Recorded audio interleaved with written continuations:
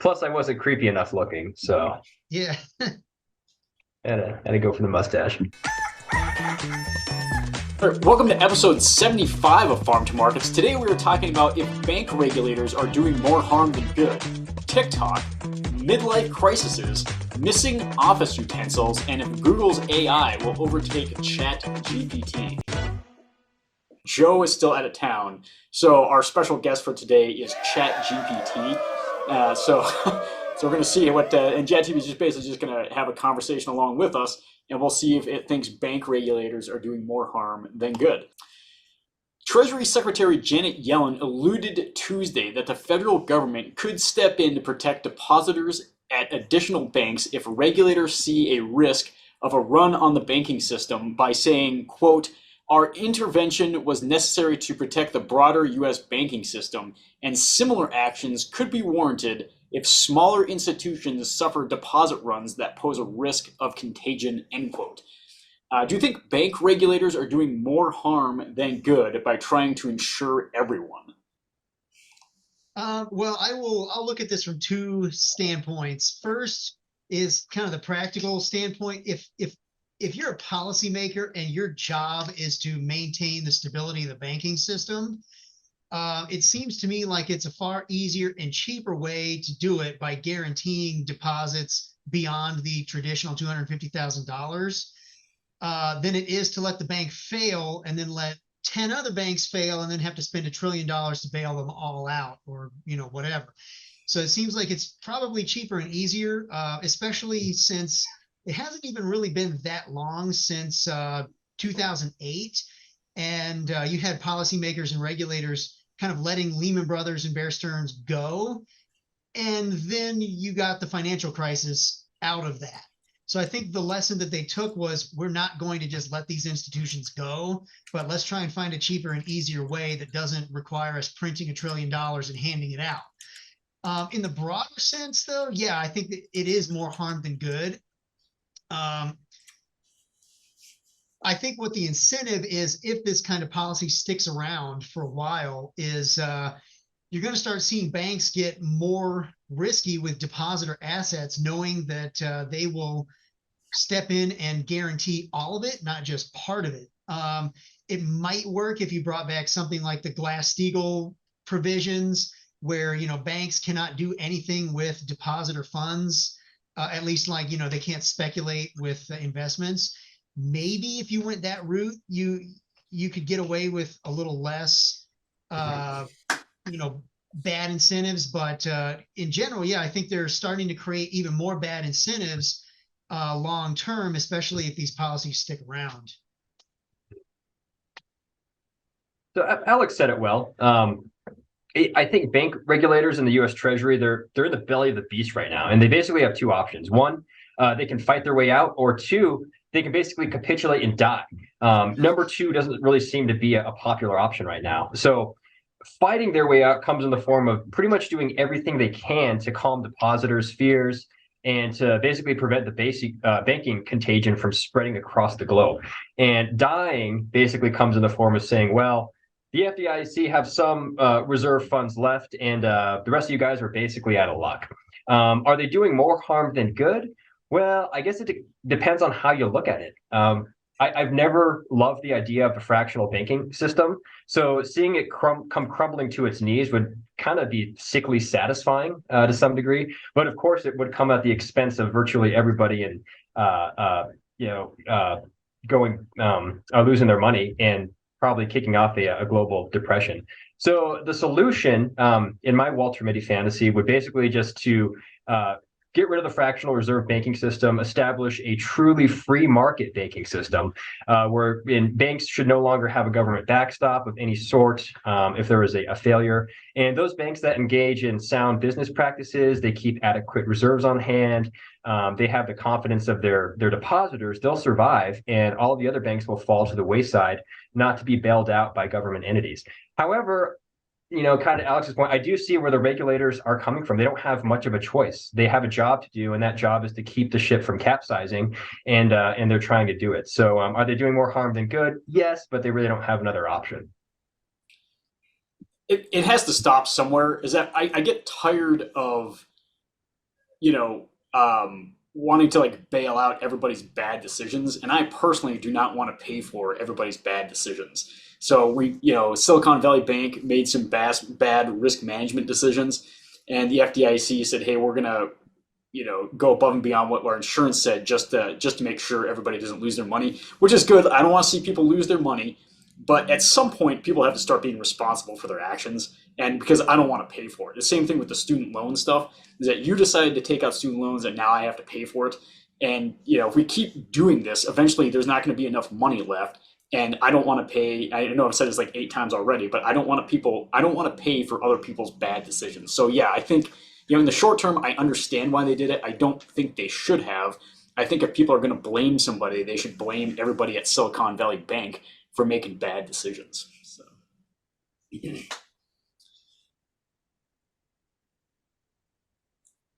Oh, okay. All right. So let's see what Chat GPT thinks about this. So it says, and you can probably see this on the screen, but all right, it's really going to town on this question. I'll wait till it gets done here. Oh, it's going to write me an essay. You can write the question, and you could say limit it to 100 words or 150 words. Okay. Like that. I got 4 paragraphs here. So basically it says, as an AI, a language model, I do not hold opinions or beliefs, but I can provide information and insight based on the available data. The role of the bank regulators to ensure financial institutions operate in a safe and sound manner and comply with the applicable laws and regulations. They do this by conducting regular examination of bank financial conditions, risk management practices, and compliance with laws and regulations. And it goes on like this. Therefore, it sums it up. It is important to strike a balance between regulating the financial industry and allowing it to operate efficiently and promote economic growth. Ultimately, the effectiveness of bank regulators depends on their ability to strike a balance strike this balance and implement regulations that promote stability and growth while protecting while protecting the consumers and financial system. So ChatGPT basically just sat on the fence there, I would say. Okay. All right. Okay. So we'll move on here to the second question. So on December 22nd, FBI Director Chris Wray warned that TikTok's privacy and data collection policies could allow for the capture of sensitive, personal, identifiable information, and that data could be accessed by the Chinese government for the use other than permissions given by the TikTok user. TikTok CEO Zhao Chu plans to offer a series of broad promises on platform safety and security at a much anticipated congressional hearing on Thursday, which at the time of this recording is tomorrow. According to his testimony, Mr. Chu will pledge to keep safety on the Chinese-owned TikTok company a top priority, especially for teenagers, and will also promise a firewall for U.S. user data from foreign access and keep the platform free of government interference. Do you think TikTok should be banned in the U.S.? Outright banned? I don't think so. Number one, I do think it's probably a good idea for the federal, state, and local governments to probably ban its installation and use on government-issued devices where you're potentially likely to have government data end up in the hands of the Chinese government. So I don't have a problem with some kind of a restriction in that sense. Overall, I'm not really particularly concerned that the Chinese government would be getting identifiable information on 16-year-olds dancing to weird music, especially since we know that basically every social media company that exists sells all this data to basically every government willing to pay for it already. So, the U.S. government can't technically collect all that information on its own, but there's absolutely no legal prohibition against them buying it off of Twitter or Facebook or whoever. We know they're doing it. They said so in committee hearings in front of Congress, et cetera, et cetera. So I don't like the idea in general that, government agencies are collecting data on everybody, but they are, and TikTok is just one of many. So if we're going to ban TikTok, let's ban them all. It's an interesting question. I think that there's a couple things to address here. One is the difference between an outright ban and a forced divestiture by the U.S. government with TikTok. But I think first, I just kind of like to go over a little bit about what's going on because I didn't understand it until recently. But TikTok, basically, they're owned by Chinese parent company ByteDance, and a Chinese state-controlled entity owns about 1% of a subsidiary of ByteDance, and that poses a national security threat, and that's the main concern over this whole TikTok thing. So basically, China's Communist Party could force TikTok to hand over its user data, such as who they are, what they're watching, and where they're watching it. In theory, the Chinese government could control the videos that Americans are allowed to watch, and the US government doesn't like this. It's kind of like having a Chinese spy balloon in everybody's pockets. Now, the couple of things that are being talked about right now, that's the forced divestiture of foreign TikTok investors, and then there's the actual outright ban. Now, the main item on the table, what we're talking about right now, is a forced sale. Now, this would be ordered by CFIUS, or the Committee on Foreign Investment in the U.S. There's like 9 people on that panel, and if they determine that there's security concerns that aren't being addressed, they could basically force foreign investors to sell their stake in the company. In this case, it would be the Chinese government. This would be CFIUS's biggest case ever by far. The Trump administration actually tried banning TikTok in 2020, and they did, but then TikTok filed an appeal stating that it did not receive its due process, and now it's being revisited again. So if it's taken to court, it could make CFIUS look bad, and it could weaken its reputation as an authority body. Now, if we're talking about actually banning TikTok, which is what some Republicans want to do, I think that would face huge First Amendment issues. Can you actually ban a free speech platform with over 100 million users? And what would that do to the constituents of the political party pushing for the ban? So I think an outright ban would be a political suicide. I think a forced divestiture would be something that's more likely to happen. Yeah, I get nervous when people start banning things, mostly because I question the purity of their motives. And people who would stand to benefit from TikTok getting banned, Facebook would be one of them, seeing as they own both Facebook. I don't know what is it, Facebook Reels or something like that, and then you get TikTok, or not TikTok, but so Facebook owns Instagram. Facebook has its own like short video program, and I think Instagram does too. So both of them would benefit. YouTube has Shorts, and they would clearly benefit for the ban at TikTok. And I would imagine that both Facebook and Google have lobbyists in Washington that would be pushing for this. So I don't know if everybody's doing this out of sheer patriotism or if they have some other motives in mind. I don't really like the idea of just outright banning it. If they want to do Project Texas, where basically Adobe just gets access to the algorithm and U.S. personnel can monitor the algorithm for any type of manipulation by China, I guess I'm okay with that, because the Chinese aren't exactly squeaky clean in their reputation. I mean, they did fly spy balloons out of us over us. They've had things like linked to our cell phone towers in the past, I believe, and they won't let Microsoft allowed in or Microsoft is not allowed in China. So if we want to put a little extra scrutiny on Chinese companies, I guess I'm okay with that, but I don't want to start banning companies. All right, so I'm sure prediction here is that ChatGPT just sits on it's just straddles the line here, but we'll see. So do you think? So I asked ChatGPT, do you think TikTok should be banned in the U.S.? It says, as an AI algorithm, I do not hold personal opinions or beliefs, but I can provide information, and it's basically just going to summarize everything we just talked about here. And so it finally says, ultimately, a decision whether to ban TikTok or any other app should be based on thorough assessment of the potential risk and benefits, as well as an evaluation of legal and constitutional implications of such a ban. So, it's not going to give you an opinion. Okay. So, this didn't work out as well as we thought. Yeah, it's just basically just not giving me opinions. So, all right, that's I guess we'll go to the next one here. Okay. All right, so question 3. So in 2023, there are estimated 3.6 million Americans will turn age 40, which is the prime age for a midlife crisis. But according to Mark Elward of Bloomberg Business Week, this generation is going to do the midlife crisis different because they can't afford to do what older generations have done. Instead of buying a new car, they'll buy a bike and get out on the road and improve their health and increase their longevity along the way. Instead of getting plastic surgery, they'll adopt adventurous hobbies. What do you think is going to happen with the 3.6 million Americans turning age 40? I'm not sure that age 40 is much of a midlife crisis anymore. They've been saying for a long time 40 is the new 30. I'm closing in on 40, and I don't feel like I'm at the brink of a crisis.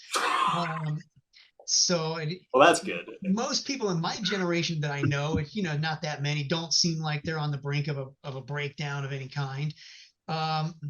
I think if anything were to happen, I kind of agree with the article that we looked at. I remember growing up back in the 90s, a lot of people did buy like the Harley Davidsons that they never rode, or the boats and jet skis they never took to a lake, that kind of stuff. I really don't see our generation doing it for a lot of different reasons.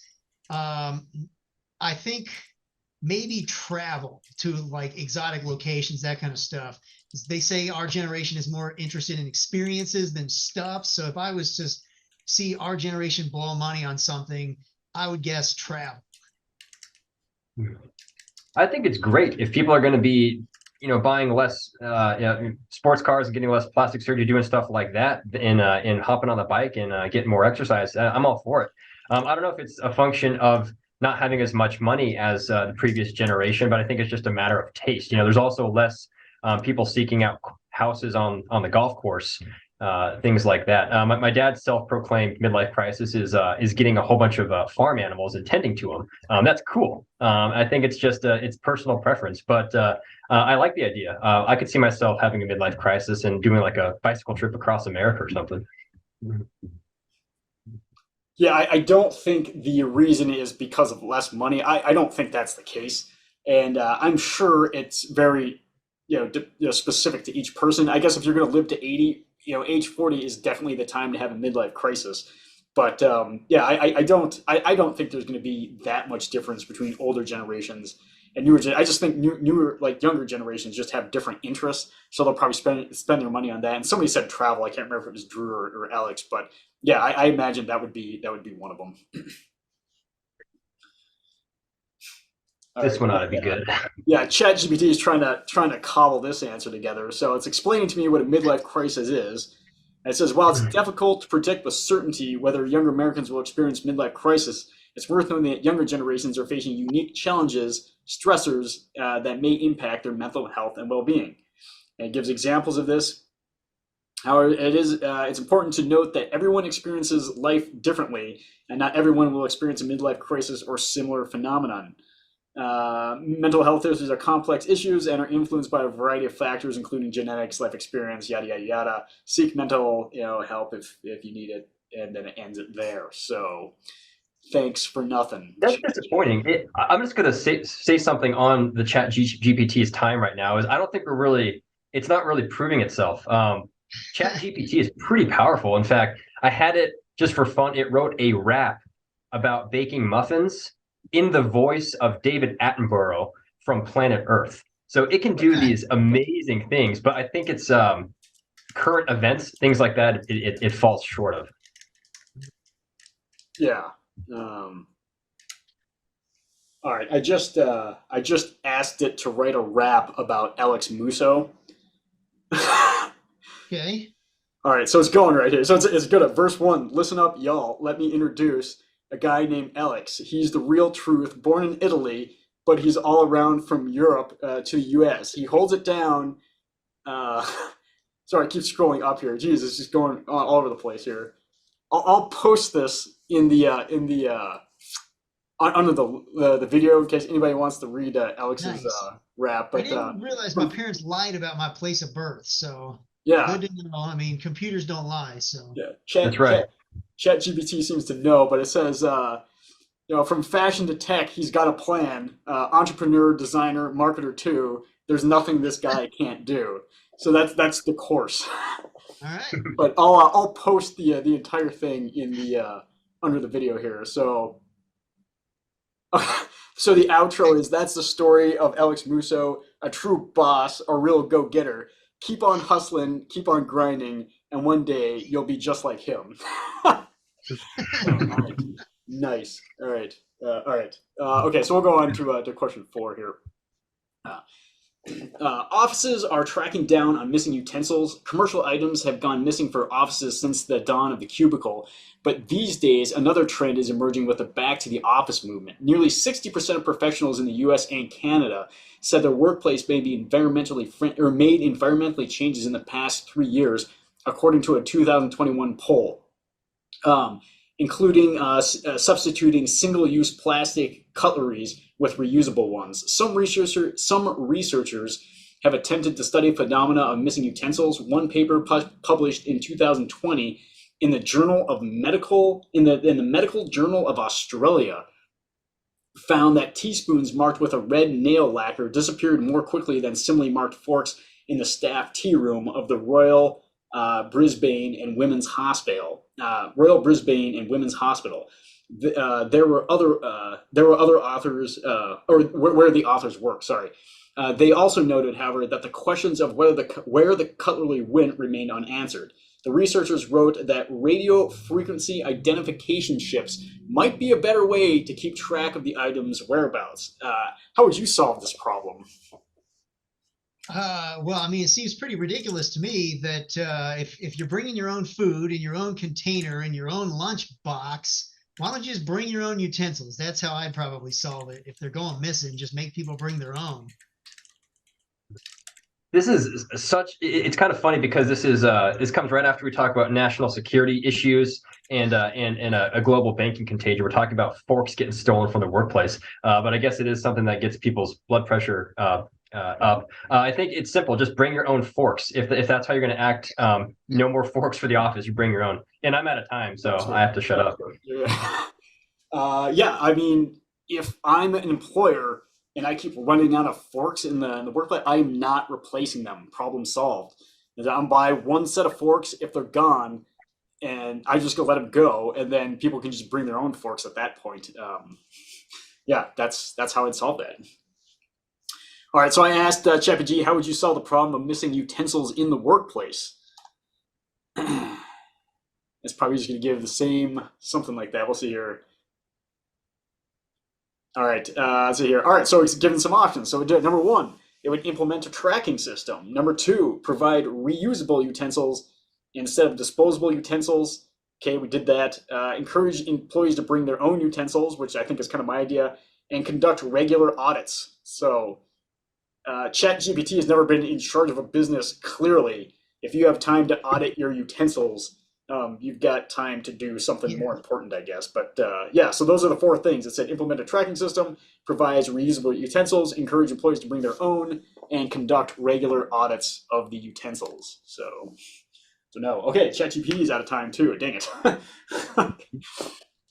All right. So last question here is that Google is opening public access to the controversial computer program Bard, its answer to the rival ChatGPT. So there's ChatGPT and Google created Bard. And it's Google's it's basically just stopped short of integrating it into its search engine. Do you think Bard will overtake ChatGPT? Yeah, ultimately, I think so. Right now, ChatGPT is kind of an interesting novelty to a lot of people, but Bard, if it succeeds, will probably be integrated into everything from Chrome to your Google Assistant to your smart home devices, etc. I think if it sticks around, it will overtake ChatGPT for sure. Drew's out of time here. All right. I mean, yeah, I think Google will keep working on it. If at the very least, I think they're going to be rivals of each other. I thought maybe Microsoft might be buying ChatGPT. I might be wrong on that, but I mean, it might just distill down into Microsoft versus Google, like it's always been, and everybody's got their own AI, and we just go at it from there. But yeah, I mean, I think Google's will continue to get better. They have enough money and enough engineers to throw at it for sure. Chat GP is out of time. I don't know. Do you want to ask it the question, or I'll give it some of mine here. Hang on. We also probably owe it some time because I made it write a rap about Alex. Right. All right. So lots of backstory here. It keeps calling it BERT. I don't know why it says BERT. The article, the Wall Street Journal article, I said BARD, but it's difficult to predict whether Google's language model, including BARD, will overtake ChatGPT in terms of performance and popularity. Both companies are continuously improving their language models and incorporating new technologies to make them more efficient and versatile. Ultimately, the success of the language model depends on its ability to solve real-world problems and meet the needs of users. So, who knows? Answer again. Yeah.